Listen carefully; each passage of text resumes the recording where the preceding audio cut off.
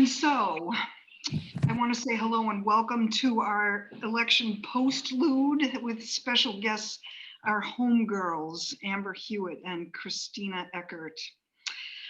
I'm Paula, you know who I am, and tonight we are recording this meeting.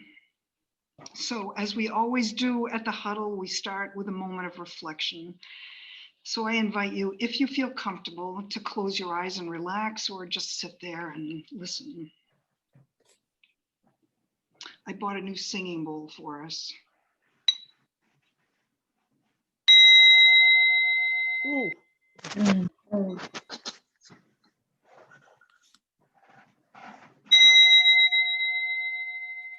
And if you could all mute, that would be just awesome.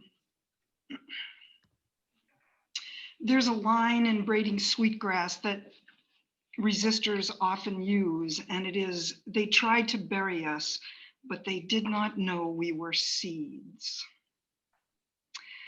Tonight's meeting is in honor of the women and men who worked so hard for change in the last 4 years.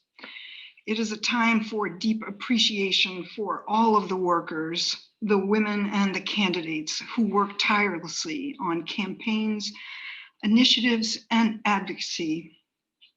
We send love to the heartache tonight, and we send love to the fear and the trauma we've all experienced these last 4 years, to the losses, to the raw, uncertain outcomes of so many of our races. And we salute the candidates who had the bravery and the courage to enlist themselves, their lives and their beliefs to causes larger than the individual. We hold up and we honor both Amberr, Hewitt and Christina Eckert for their tireless integrity and their exhaustive campaigns. We sit with you, we grieve with you, and we honor you for what you have accomplished. As we are now in the outbreath of the election season, we allow ourselves, as Rebecca said, the necessary pause that we need, even as the trauma of these past 4 years is still within us. So I thank you all for being here, and most especially these two beautiful women. The flowers behind me were bought in honor of all of us, for all of the activist women, for the campaigners, for the candidates. And tonight I want to dedicate these flowers, and they will be delivered right after this meeting, to Debbie Hart-Klein, who is a Huddle Hub member, who has worked more than anyone I know. She has been a leader for the Huddle. She has been a mentor and a guide. And we love you to bits. We love you to bits. You need to do that. Oh my gosh, I'm so touched. No. All right, here we go. We have to keep going. Oh God, okay. The rock star. All right. I want to thank and introduce Julie Cook, our PR and marketing person, who I would be nowhere without. And I want to introduce you to the Huddle Hub tonight. I want to acknowledge them to you. And here they are, because they are all involved in activism. They all manage the various initiatives that the Huddle is constantly creating. Melissa Shea Mills, if she's here, she can raise her hand, maybe she's not, is our lead Edible Avenue advocate and photographer. She has gathered a dedicated and talented team of people together to work our garden, including Eva Maria Lee, Alice Mullen, and Beth Blanchard, to name a few. Deb Moss waved to us, co-leads the Edible Avenue and does so much advocacy and activism work in the name of the Huddle.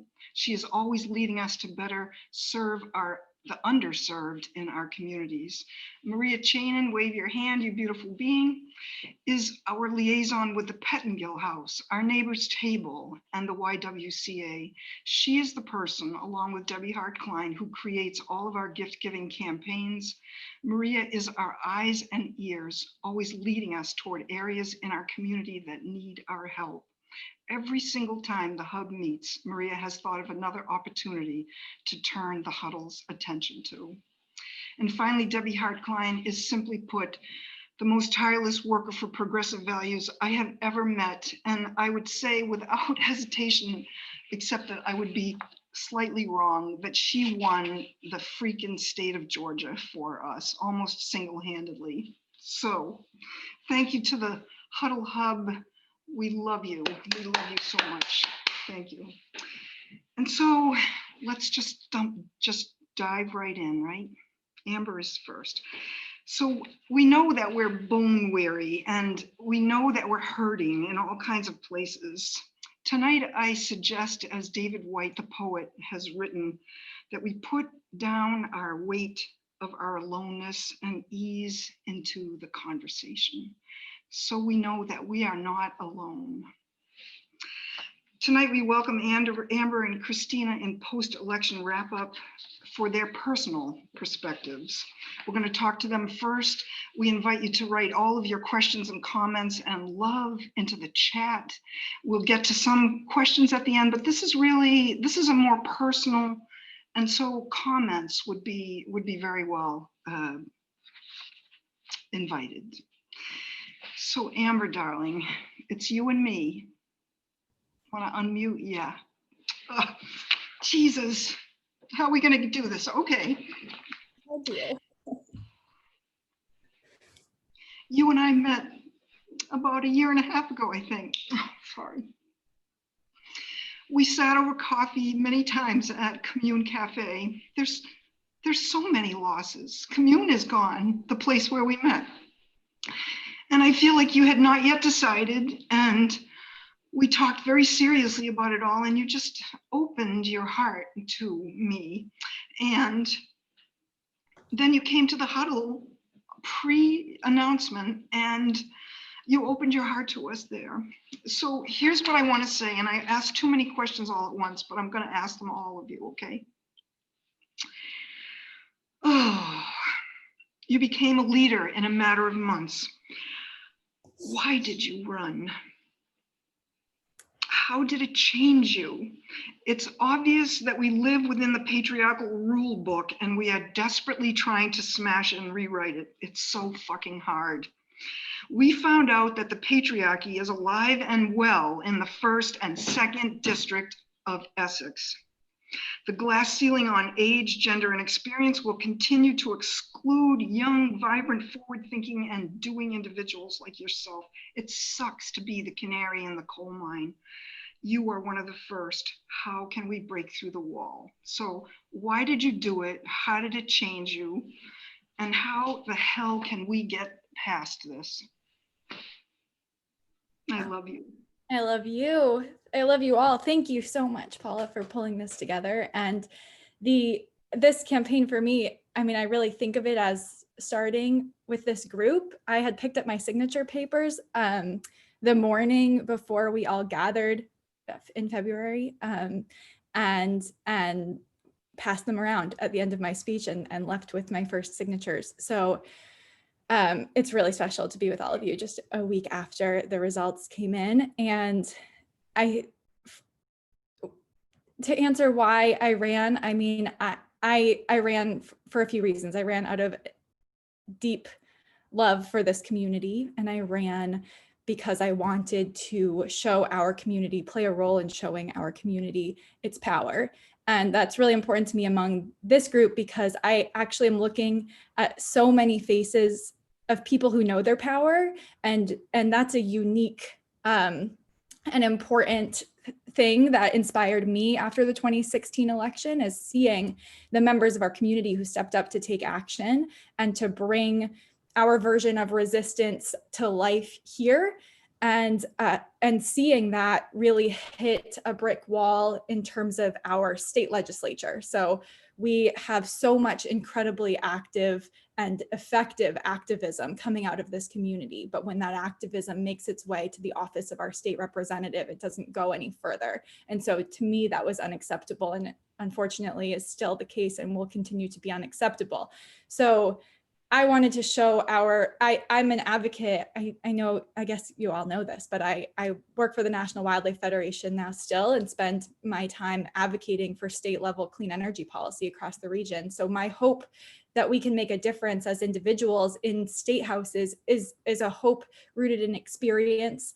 I know what difference we can make when we continue to speak up, and I know that our state representatives and state senators should have their hands out to us at all times. And so I wanted to show our community its power from that seat. I wanted to amplify our power by giving us an ally inside the building. But I will tell you, and I will talk about this hopefully more tonight, our power hasn't changed any more, any less with my losing this race.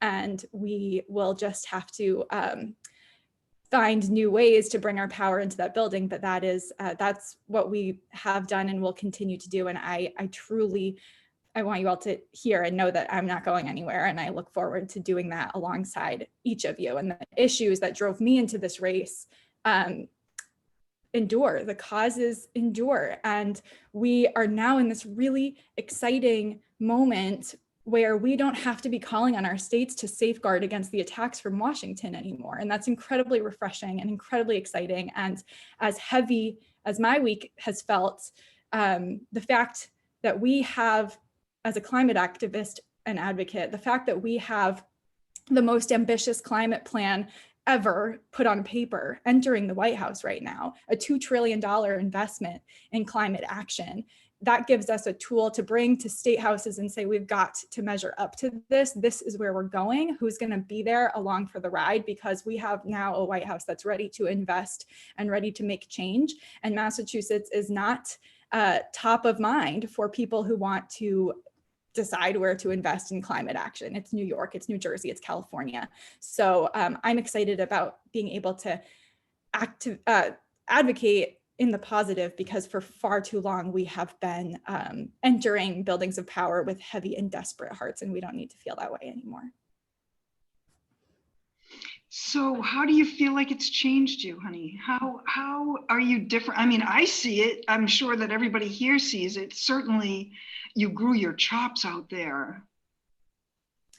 I feel transformed. I really do feel very changed. And I think anyone who ever wants to run for office should do it, if only for that reason. It is incredibly, losing was a major blow to my confidence, to be fully vulnerable and honest with all of you.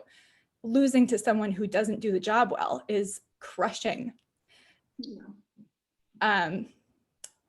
But I also know that it's been, first, we did really well, it's despite the work of this group that we didn't quite make it, but we got 48% of the vote, won by 12% in Newburyport. So unfortunately, elections are clear-cut, winner takes all, but there were major wins, and we built something made to last. And so for me, what has changed me is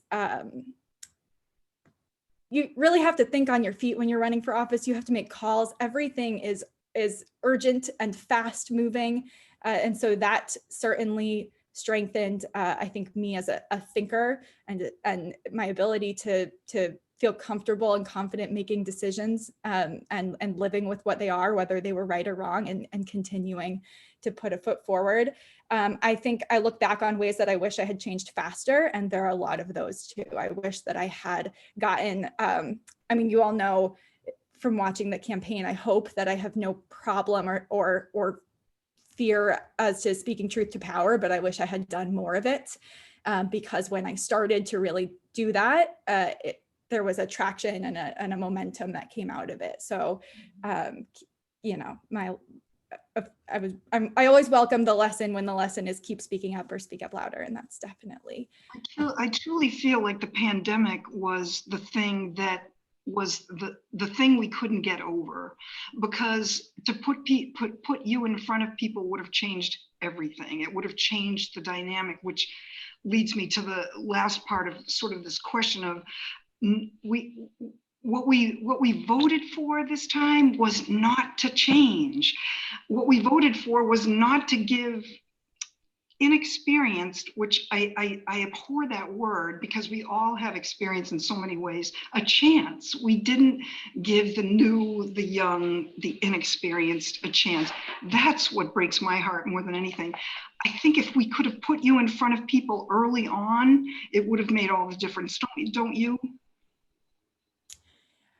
I hope so, but honestly, Christina Eckert should be our state rep and she should have been 2 years ago. And so I think we also, to me, I mean, there's absolutely, I think the pandemic made an impact, and the fact that it was dangerous to be with people, no doubt that that weighed us down. But I do feel, and I feel this more and more the more that I reflect, that patriarchy and misogyny were larger players than the pandemic. It's so disappointing. I mean, and I say that really, I'm comfortable saying that with this group, and I know that that when I say that out loud with other groups, it will not be as understood. But I felt it every single day of this campaign. I was told far more times than I can count before it was printed by the editor of our newspaper that I should start with city council. And the number of aggressive, hateful messages that I received throughout this campaign really surprised me. And all of the attack was about inexperience. It was about having nothing to offer the district. It was about going out and getting a real job and then coming back when I have more to bring to the table. And so it was a small segment of the population. There was way more love in this campaign than there was hate. But I say that just to draw attention to what the message was from those who were not comfortable with my candidacy. And it was always about my age and experience. Yes. And that is unfortunate, because not just because of what we're losing here, but because of the fact that I truly believe that young people got Joe Biden elected. I believe that young people gave him the ambitious climate plan that he's entering the White House with, and that so much of the change that is happening now is brought by the lived experience of young people today. And we don't have that representation in Massachusetts. We don't have that voice in the state house.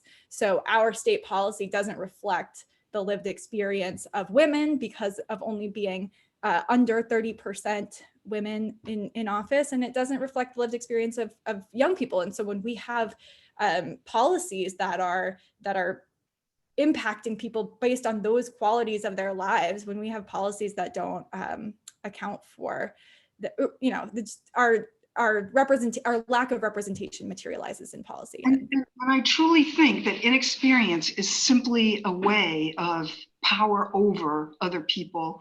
You know, I grew up with a very successful father, and he hired women all the time without experience because he knew that they brought who they are to it. And experience is only a matter of reading the documents and making an opinion, taking the documents to your constituents and asking their advice. It isn't brain surgery. Experience is something that should be available to all of us. And this race in my home area proved how far we have to go. And it was hugely disappointing to me, both Mira and Calcourse getting back in, for all the work we did and for all the eyes and awakening we're trying to accomplish here.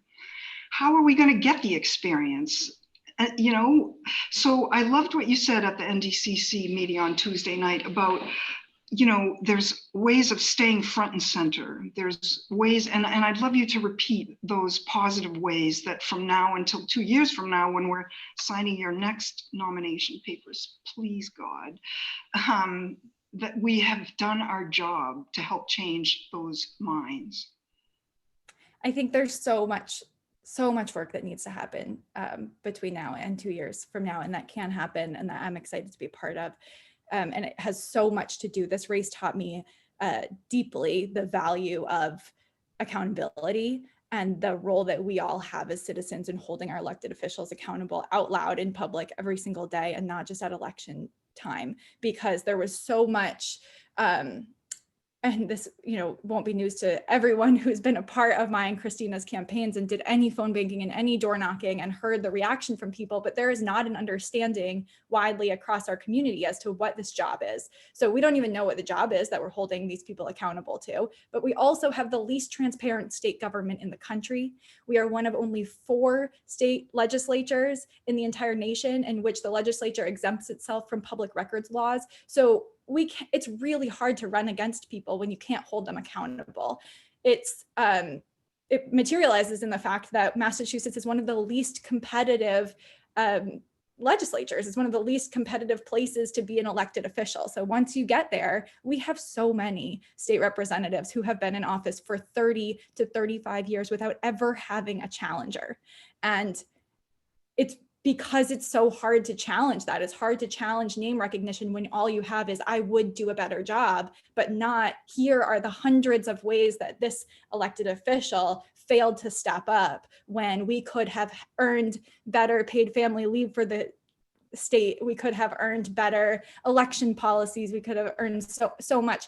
It's hard to hold somebody accountable to a thing that they didn't do. And so in the case of running against Jim Calcourse, he doesn't have an egregious offense on his record, except for the egregiousness of not taking action for 6 years when we've endured not just a pandemic, but multiple intersecting crises for the entire time that he's been in office. So I think there was so much beautiful writing that came throughout the course of my campaign. My friend just gave me yesterday a bound book of all of the letters to the editor that were published throughout the campaign, and it's such a treasure.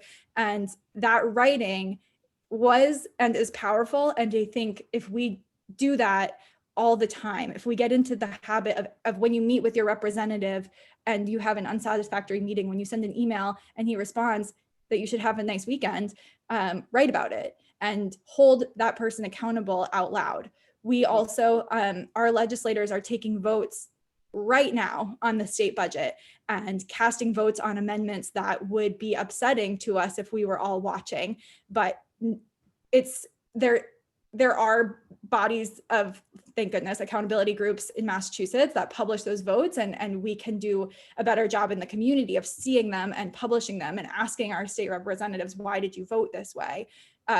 Just yesterday, Representative Calcourse voted against a tax only on the unearned income of billionaires. It exempted the investment income of seniors. It was really carefully written policy just to fund public transportation and public education using capital gains tax income of billionaires. He voted against it. Things like that, when we're really struggling to cover the cost of education and transportation in this state, those things should be happening out loud. And right now they're just not. So we can help do that. We can raise the volume on these little offenses that happen over the course of an entire term. And then when someone, whoever it is, runs against him in 2 years, they will have a whole portfolio of just Evidence. engagement. Yes, and evidence, yeah. So before we move on to Christina, I'd like Debbie to synopsize the chats that have been coming in and address Amber if you would like. Amber, I think we should save the chat for you. It's really, there's a lot of just really complimentary comments. Some are for me about how wonderfully you did in the forum, in your video, which that's my personal comment. I was really moved by that, and just how well you speak. And I think that really is, it's just very complimentary. There are no questions. So we did anybody make a comment that you want to mention specifically? Yes, Jean. Jean, you can unmute. She has a question. Jean. Oh, okay. Thanks. So I wanted to reply to Amber and also share to the entire group. You know, part of what we all missed in the pandemic is we couldn't get out and speak on your behalf. So thinking about things like, you know, ageism, and Amber, you and I have talked about that, how actually knowing you and the power of what you have to offer helped me confront my own ageism. And I would have been really happy to speak to that and say, you know what, sure, there are some things that I have in lived experience that any 30-year-old does not, but I can tell you that I'm, more closed-minded than the young people. I've walked a different path and I haven't seen things. Do you see what I'm saying? And so we could have advocated for you in a way that just wasn't possible because we couldn't get out there. I agree with that, Jean, Be- very much. I had to confront my own ageism, and it was very, very good for me. It was. Thank Yep. you, Jean. Thank I had a second comment, and that also was going to amplify what Amber said about getting the message out. And, Amber, you spoke about something very, very precise in terms of James Kelcourse's latest vote. So prior to the pandemic, we were a culture that generally marginalized the serious, right? Oh, I don't want to know about legislation. Don't talk to me about finance. It's too much. Right?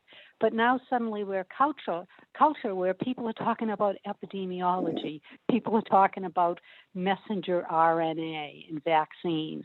And so we have a greater capacity to handle substance. And so, I think some of what we need to be doing over the next 2 years is not only writing about it, but also bringing some of these things up in our conversations with other people. you. To our huddles. Perfect. Thank you, Jean. Yep. Thank you very Okay, much. thank you. I have a question or a comment. Okay, we're going to move on to Christina soon, so keep it brief, please. Okay, I will do my best. Amber, I think you put your finger on it. My heart has been hurt, deeply hurt, and I haven't even been able to write to you yet. But what you put your finger on is patriarchy and misogyny. You are brilliant. You are experienced. You entered into a culture that is extremely systemically patriarchal and misogynist. Those are the two things. It's sort of in this, it reflects the kind of systemic racism that goes on in our country. And all I can say is kudos to you for entering into that environment and saying, yes, I am going to challenge this. And I think it was those two things that were really very hard to break through. You have been wonderful. You have been courageous. And coming from the feminist movement in the 1960s and speaking as an elder in her mid-70s, you are going to win, period. Thank you so much, Chris. Perfect way to segue. Isn't that lovely? Thank you, Chris. Well, can I say one thing really fast? Yes. Thank you. I just have to thank everyone. And I want to say one thing that I think I could have better conveyed throughout the campaign, because I also want to be humble about the fact that I am running as someone who's much younger than the average age of the community.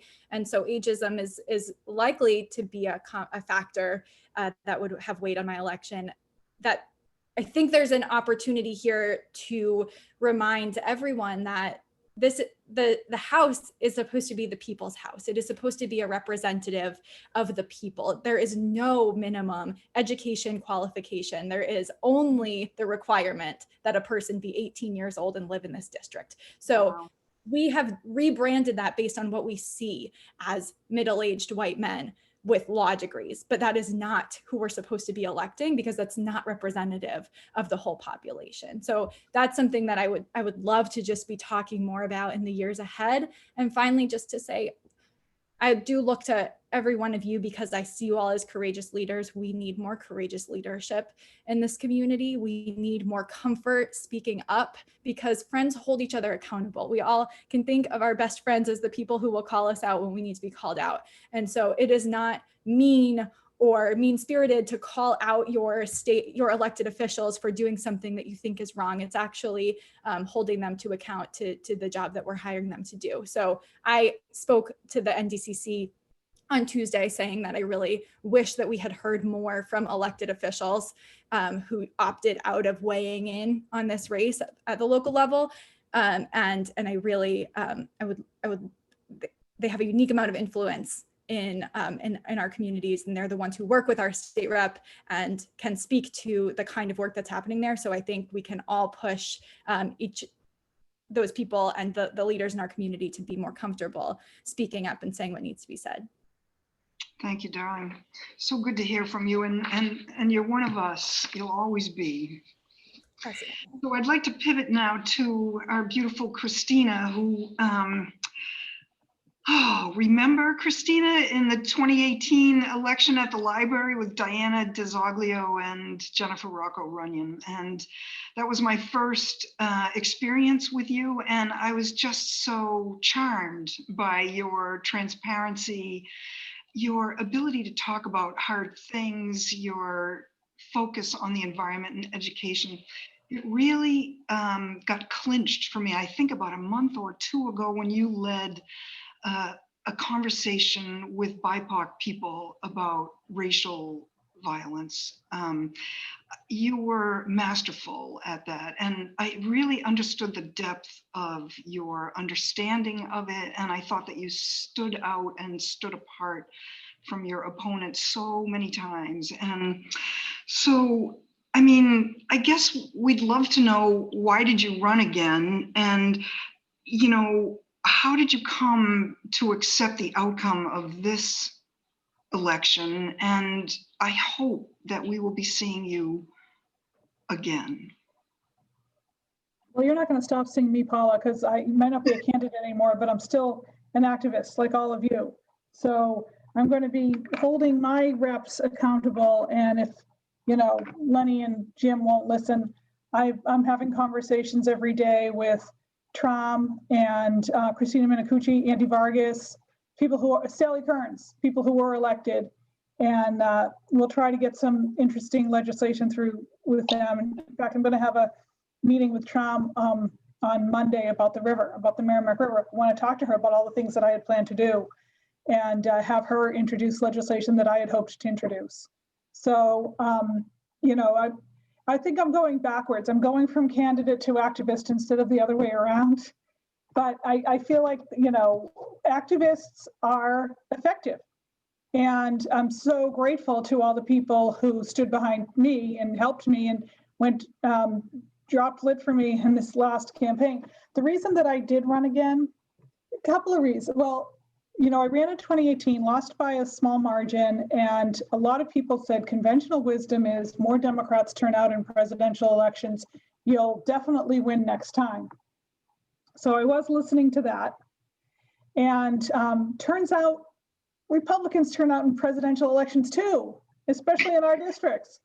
So, but, you know, learned that lesson. You know, the pandemic definitely slowed us down. I had envisioned going door to door like I had done in 2018 and just hitting more doors, because I had started late in 2018 and I, you know, started early in this one. I just thought every single day I'm going to go to doors. I would drive around the district and say, oh, I didn't go on that street before. I'm going to go on that street now. And we couldn't do that other than lit dropping. And that was definitely a little, you know, a setback. We had to do phone bank. Honest to God, in 2018, I'm like, I am never going to phone bank again. I hate phone banking. Phone banking turns out to be the only way we could reach out to people. So, you know, it was a little frustrating that way. God, you know, if we knew when we were getting those signatures, what this election cycle was going to look like, wow, I don't know. I mean, it's like, I was talking to someone else today about getting I had gotten all my signatures in the first week before any lockdown was ever announced. And you know, before we knew what this was going to look like. This is crazy. But, you know, I mean, I think transparency is a big issue. What was frustrating for me is that people, like my opponent, Lenny, sent out a lot of flyers claiming a lot of things, and there's nobody to contradict him. We did talk about sending what do they call a contrast piece, and we decided not to, which I do wonder about that now, but a contrast piece about what he had actually done versus what he claimed to do, like bringing in, he and CalCourse claim to bring in Chapter 70 and Chapter 90 funding, which, like, if we had a talking squirrel as our rep, they would have brought in the same amount. That doesn't change. If we had no rep at all, we would have had the same amount. It's a math formula. It was decided like 20 years ago. It had nothing to do with it. But then they claim, and then they exaggerate it. And one guy here in Boxford even called him on it in a letter to the editor, but it didn't go anywhere. And part of that, I think, the press was zero help at all. The press didn't even interview me until like 3 weeks before the election, and they didn't investigate any of Lenny or Jim's claims of what they'd done. When Lenny and Jim claimed that they did things for the river, they wrote a two-sentence bill that was ignored in committee. I mean, how do you get that information out there to people? Like, they're not really doing what they say they're doing. So that was very frustrating. But as you asked, Paula, the election happened, the numbers came in, we got killed in a couple of our towns. And which ones, Christina? Tell us. Georgetown and Groveland. And I mean, I won Haverhill, Boxford, Newbury, and can't remember if I won. I don't think I won Merrimack or West Newbury was a little close, but anyway, so the numbers were clear, and that's something now I've done twice. Had to make the decision to accept the outcome, which some people in power could use a lesson in. So, Christina, would you mind sharing a little bit of what your personal process is? Like, what have you been doing since the election, literally? Oh, yeah. Well, no, I've been still going to meetings. Someone in the chat was saying, I think Kath Stark was at the Raise Up meeting this past Tuesday, where we were holding our reps accountable for how they're going to vote on some of these amendments that they're voting on right now. And a good number of reps were there, and it was really interesting to see. Even Lenny and Jim went, and Traum was there, and Andy Vargas, and Christina Minicucci, Diana DiZoglio, Barry Feingold from Andover. So a lot of folks were there, and I was paying attention to what they said. And so, Kath, you can back me up on this, but like Lenny and Jim were just talking around the issue. They're asking them how they're going to vote on these budget issues on basically raising taxes. And Lenny and Jim are going, we love teachers. That's not the question. Wow. And they're getting away with it. So, but ultimately they were forced to admit that they're not going to vote for not even the millionaire's tax. They're not going to vote for any of it. And Lenny had said this before with the with any of the climate initiatives, that he was not going to support any kind of carbon pricing, which is right now the only way to pay for anything. And so as much as he says he's for environmental issues, he doesn't support the methodology to make them happen. Yeah. So, again, nobody holds them accountable for these claims. Yes, I'm all for the environment, unless you have to pay for it. So, that's frustrating. But what I'm doing is just staying involved. Did you take a day off? Did you take a day off at least? Did you take a day off? Did you stay in bed one day? The day off after the election, the Wednesday, I took off, which is an upgrade from 2 years ago when I had to cook Thanksgiving dinner, because in my family, we have Thanksgiving dinner before my parents leave for Florida, and that was the day. So this time, my parents were already in Florida.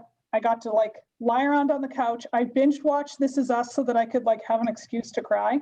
And, but what's really annoying about binge watching This Is Us? That it's on NBC, and NBC has that the more you know thing. And when you watch from, on demand, they play these the more you know little things in between the commercials all the time. And they keep saying, women should run for office because women are really effective. And I'm screaming expletives at the TV when they say that. But, they make it sound so easy. It's not that easy, so you're putting your whole life on hold for way too long. But, yeah, Good. so, I mean, I'm sorry. Paula? Keep going. I'm sorry. I have another question naturally, but Well, so for me, it's just been staying active. I mean, I want to be involved with Raise Up. I went to a 350 Mass meeting on Tuesday also. And then the things that I'm already doing I have a lot of council on aging stuff that I'm handling here in Boxford because we're trying to raise some money for a new senior center. So that's been keeping me busy. And I'm back and I'm not working at the Merrimack River anymore, but I'm still on the board and it's our fundraising season. So every,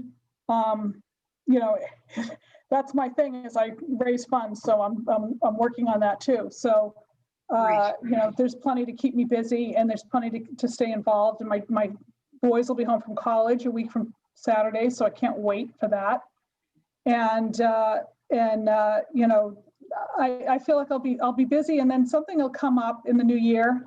I have no doubt. Something came up last time. I mean, I was in 2018, I joined the board of the Watershed Council right after the election because I wanted to do something about the CSOs in the river, and had no idea when I joined the board that a few months later they'd asked me to, be the executive director. So I have confidence that something's going to come up that'll keep me busy and keep me doing something positive for the community, and that's all I want to do. me too. And Christina, I want to hear your sign off on the meh endorsement the newspaper gave. Do you have any comments? Yeah, that was frustrating because again, they did not do their research. So they're like, Lenny had both people would be equally great because Lenny had a gun violence working group that brought both sides together. Well, Ann Hauser is right here in this group and she can tell you that the Moms Demand Action got pretty sick of those working group meetings because they didn't go anywhere and they were strictly for for show. And I wish the reporter had recognized that. But as a candidate, if you come back and say something negative about it, then it kind of bounces back on you and makes you look bad.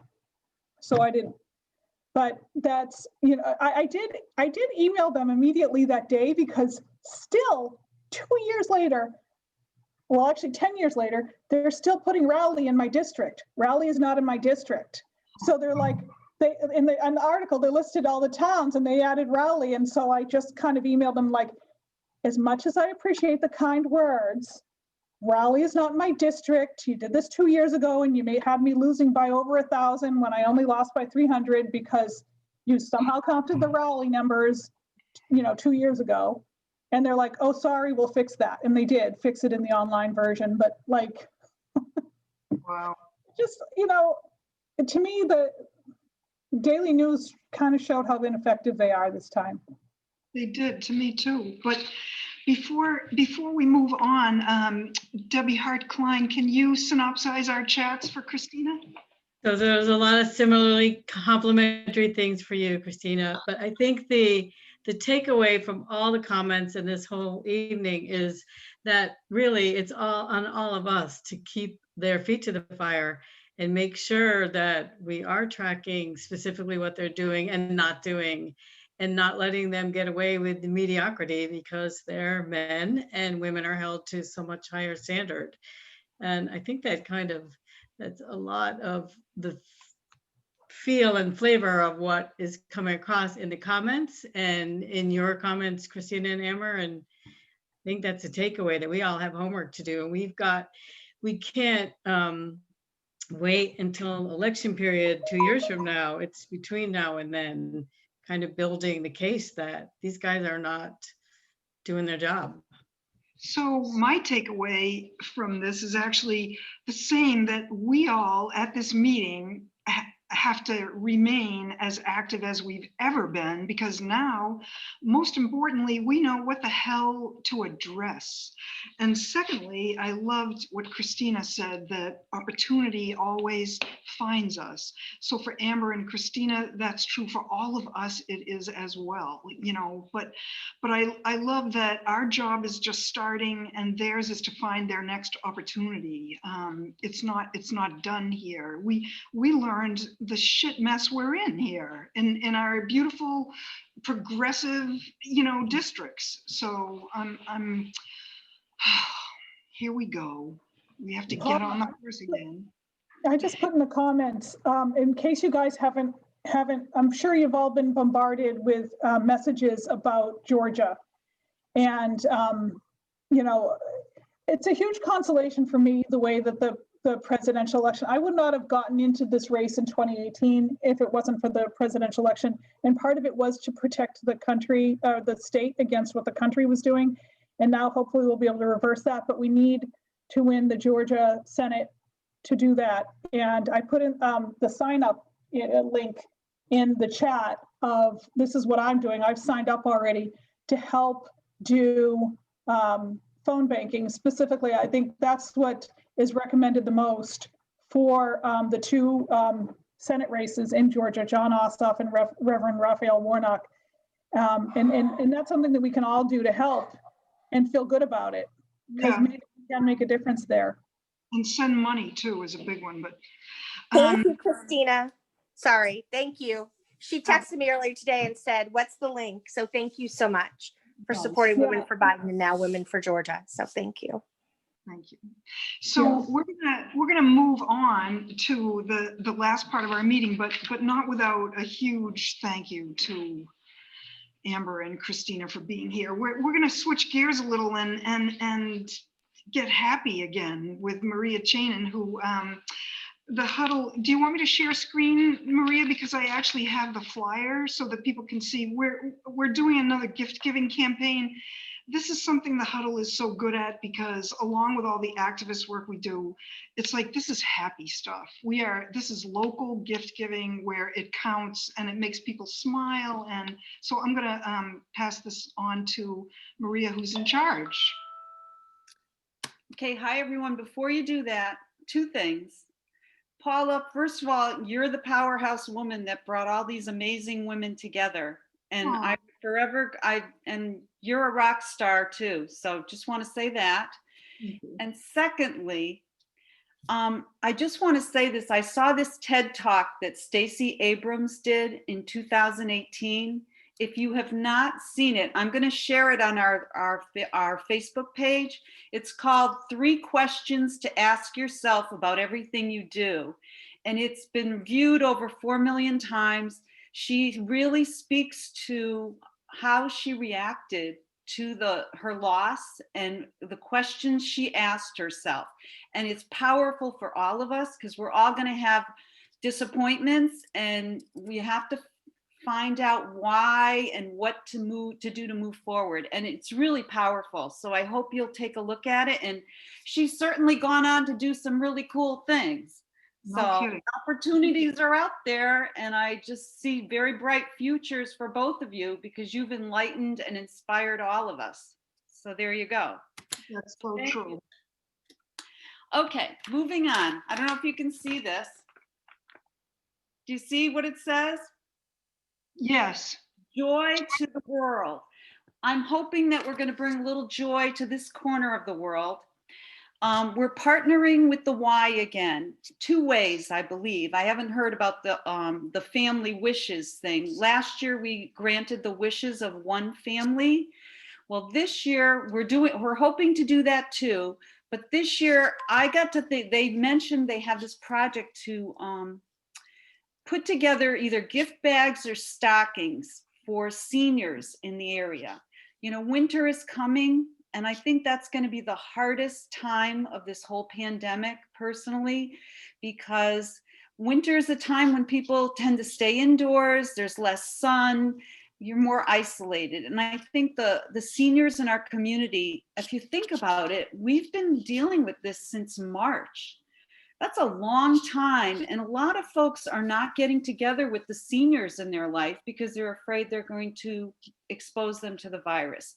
So what we're doing is we're going to try to put together gift bags, as many as we can, where we provide something warm and cozy. It could be a lap blanket, which Debbie, do you have a? It does. She made one. Debbie is my amazing, if you ever want to ask a woman to do the most amazing, she's the busiest woman on the planet and she finds time to do these things with a day's notice. Debbie, show me what you got.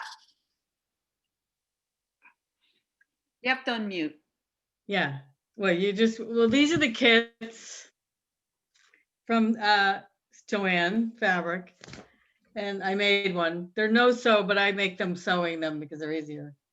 Anyway, here's a blanket. Is that what you want to see, Maria? Yes, I want to see. Put it in my lap. So there it is. And how much did it cost? $8 for each kit. $8. And I have 6 kits here. So. And it's, going to make someone warm and toasty that is never going to know your name and it's not going to know where it came from, but it's going to certainly make them feel loved. Also, Maria, how do we do it? What was that? How do we do it?